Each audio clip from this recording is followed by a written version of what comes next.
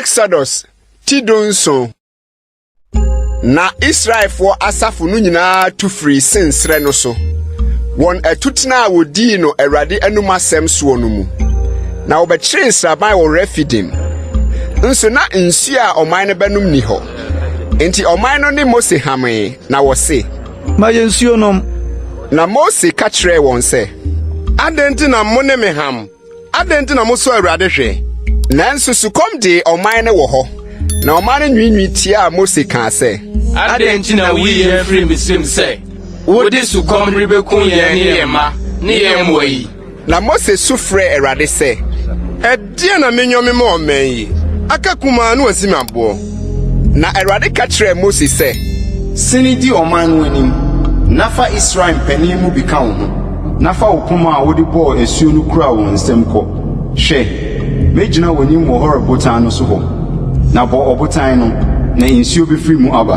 Na oman no ano." Na Mose yosa wo Israel mpanin no anim. Na Israel for no ham ne so a wo so Awurade hwɛ se, Awurade wo ye mu anase oni ye mu no nti. Ofrɛ ho Masa ne Meriba. Ase ne sohwɛ ne oham. Na Amalek babene Israel koin wo Refidim. Na Mose ka kyerɛ Joshua se, "Yi marima maye na fredi kɔ. Na wo ne Amalek nkɔko. Ɔkyena me de megyina kokɔ na tifi. Na makura Nyankopɔn poma no wɔ me nsam." Na Joshua ye osede Mose ka kyerɛ no no ne Amalek kokoin. Na Mose ne Aaron ne Hor fro kokɔ no kɔ atifi. Na se Mose ma ne nsa so a Israel dinim. Na se ogya ne nsɛm a Amalek dinim. Na Mose nsa ye duru.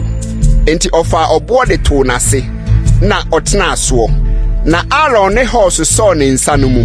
Obaako wa ha, na obaako nso wa ha. Na ne nsa no ye pintin kosi se owia toe. Na Joshua dre Amalek ne ne man nkranta no. Na Awurade ka kyerɛ Mose se, "Hwɛ ye hyɛ nwoma bi mu fa yɛ nkae. Na ka hyɛ Joshua so mu sɛ pepa na mɛpepa Amalek nkae afiri soro ase." Na Mose si afɔrebukyia na ɔtoo Yahweh Nisi. Ase ne Awurade ne me frankaa. Na ɔkaa se, "Yi aka ntam, Awurade ne Amalek bedi ako firi awon to atoaso so, de akosi awon to atoaso so."